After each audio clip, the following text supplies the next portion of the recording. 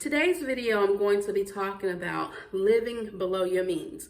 And this video, I wrote a letter to my viewers from something that I actually watched myself. It was a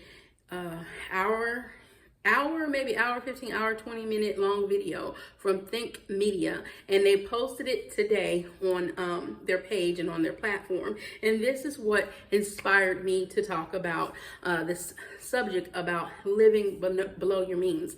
And Think Media video was actually speaking on content creators, and he had a guest speaker on his show, Dave Ramsey.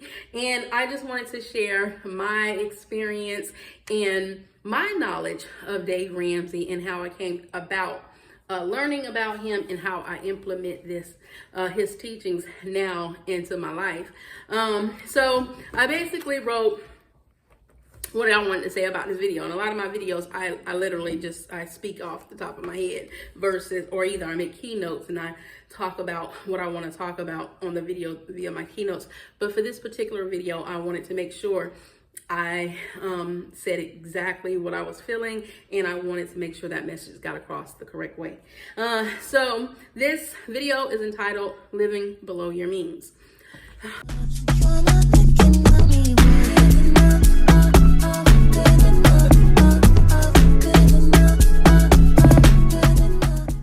And here we go. So today I watched a video from Think Media with Dave Ramsey as a guest. About 4 years ago, I started watching Dave Ramsey because I was introduced about him for the budgeting community. When I tell you, I learned so much from this man financially that led me and others that are helping me understand being financial literate. A few days ago, me and my daughter and my mom was talking about the economy and things that was happening, and I shared my beliefs about using credit. That opened up a very long, unshared opinion. We have been programmed to use credit for basically everything in our lives. I had my first credit card at the age of 16 without a job.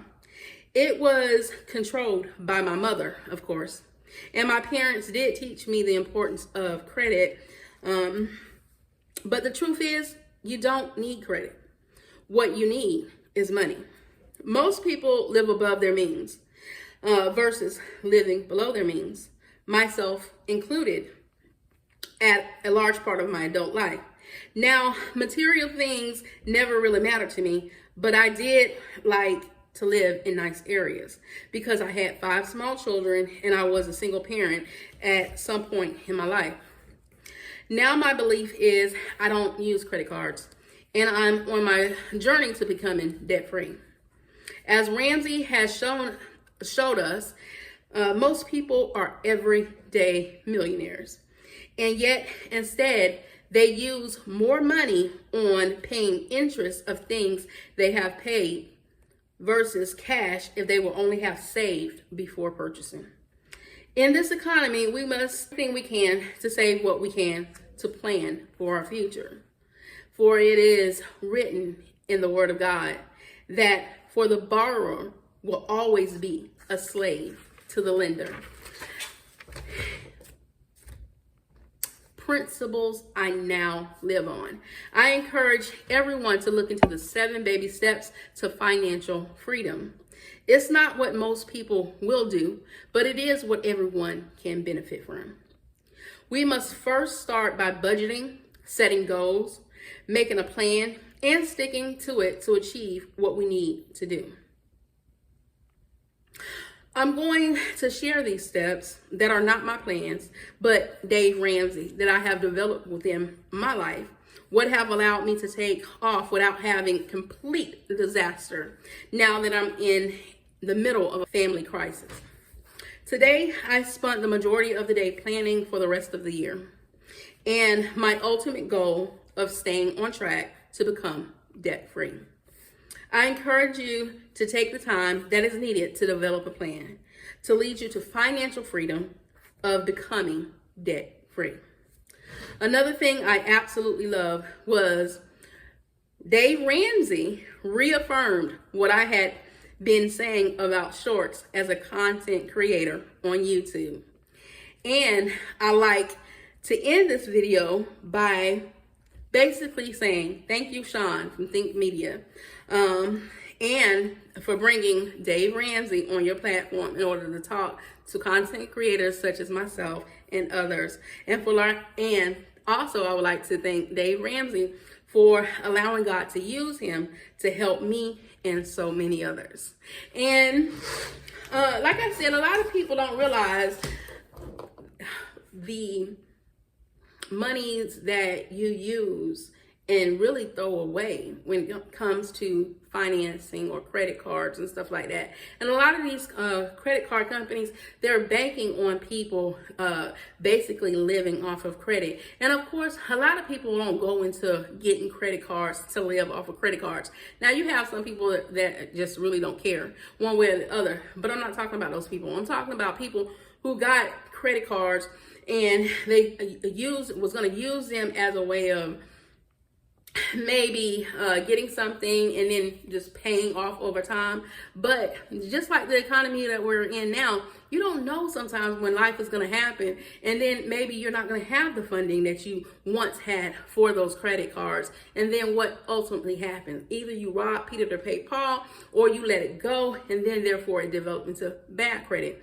But what if you started out the right way to begin with, or while you're in the middle of doing the wrong thing, you pick up the right habits and you move forward and do what you need to do in order to become financial free, to become debt free, to become an everyday millionaire. But it all starts with the way you think and how you handle things and how you take matters into your own hands. Because although I do not promote not working a job, okay, I'm gonna go ahead and make that. I do not promote not working a job. You need to work a job in order to get where you need to be until you get there. But it's a true saying, ain't no 9 to 5 is going to make you a millionaire. It's just not. Because ultimately a company cannot pay you what you're worth. They only can pay you what they can or what they want. Then the rest is really up to you. So I don't want anyone to think I'm saying to not get a job, because absolutely not. I myself have had jobs throughout the years myself, working for people as well. And at any time, if I need to go back and work for someone, I will, if that's what it takes. But I'm also an entrepreneur. I'm also one who is business minded and always looking to leave a legacy or something for my children and my grandchildren. And now my kids are pretty much all grown. You know, my son, he's 19 going into his 20s, so he's just really starting out his life. But I have 5 grandkids, and where I didn't or couldn't do for my children the way I would have loved to do for them, I can now utilize that to build towards until the day I leave here. And I could now be able to pass down something to my children as well as save for my grandkids. Because now, although, you know, our life was a struggle when I had my 5 kids, I now am, I'm not, as I like to be saying, my kids, I don't got kids. My kids be like, when I say I don't got kids, my oldest daughter says, you still got kids? We still your kids. Whether or not you grown or not. I said, girl, I'm not saying you're not my kids. What I'm saying is I don't have no responsibility of children anymore. But still, they're still your babies. I don't care how old they get. But with my newfound information and what I am trying to accomplish now. Now, mind you, I've only been introduced to Dave Ramsey 4 years ago, and it's about 2 years ago that I really started putting a lot of this stuff into my life, to where I was not doing credit cards, paying off debt and stuff like that, that I got in when it was just me and I had no help. And this, and like I said in my letter to my community, basically what has sustained me as my current situation as of now. So I just wanted to share these 7 baby steps because, like I said, I was introduced to the Dave Ramsey method because of the budgeting community. But what I noticed was a lot of people was not following the guidelines that he spoke on. So although I could kind of relate to what he was saying for a good little bit of it, the other part became a little foreign to me because how I learned about him was not the steps that he promoted. And really, in order to make this effective, you really do need to do the steps in order of the steps. And they are designed to help you. And so what a lot of people like to do is they like to intertwine steps versus completing a step and then moving on to the next one.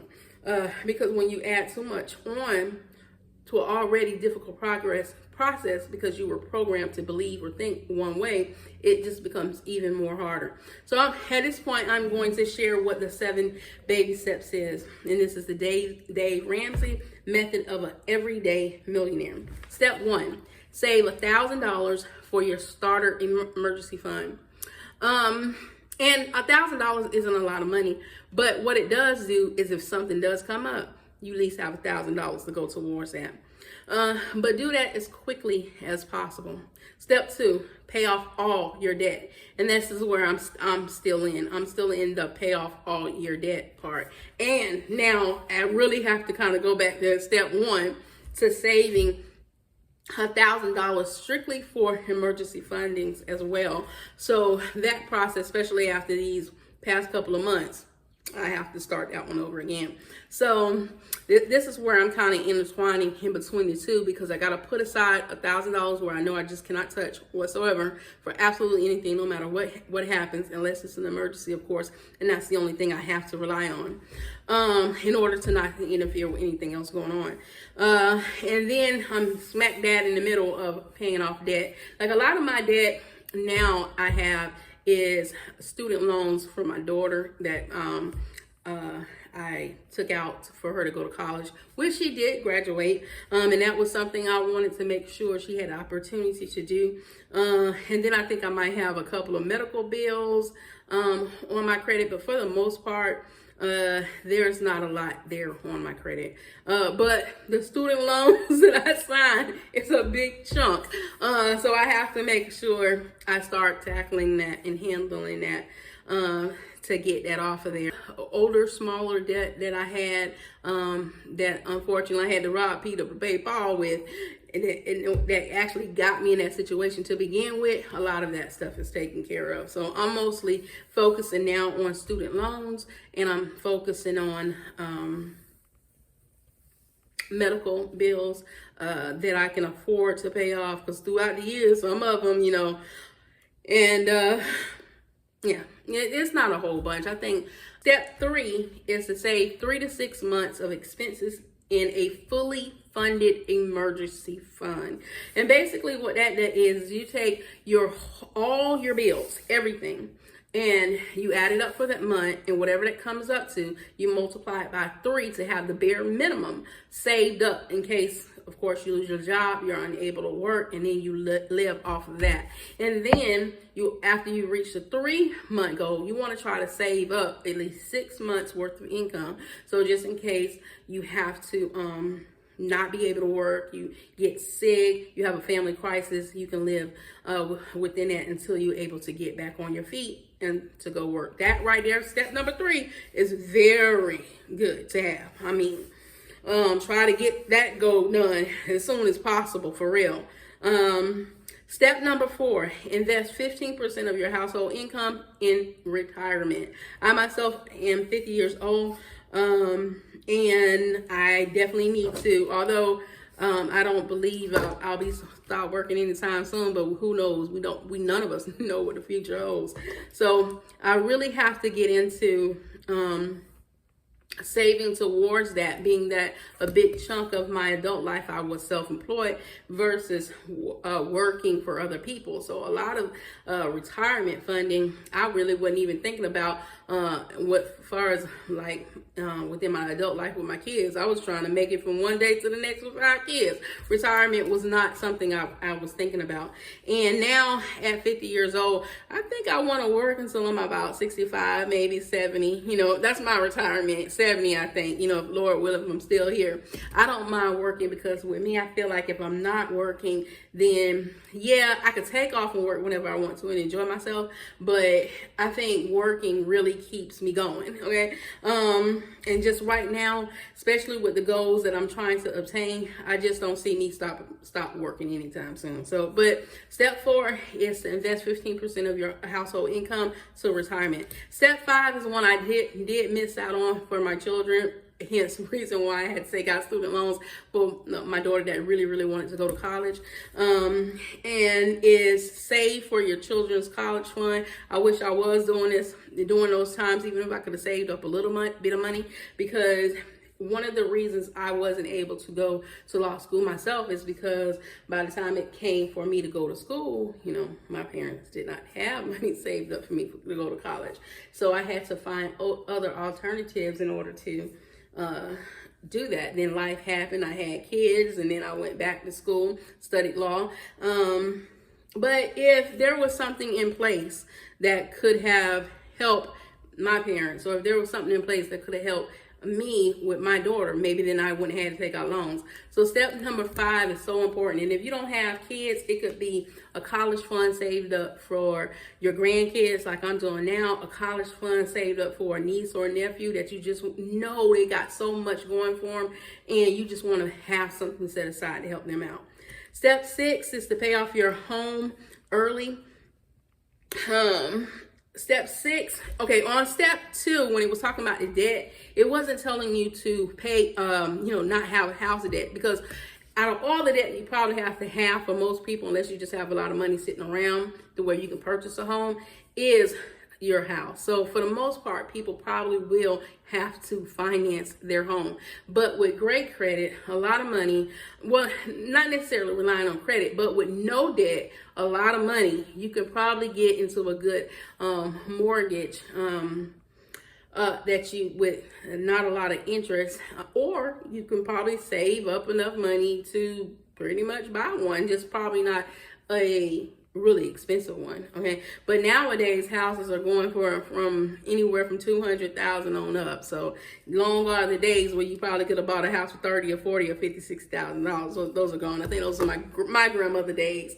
Because the first house that I was looking to purchase, when I was looking to purchase a house, I believe it was like $99,000, $100,000, and that was 2004 when I went to go looking to purchase in my home, and I got approved for my home.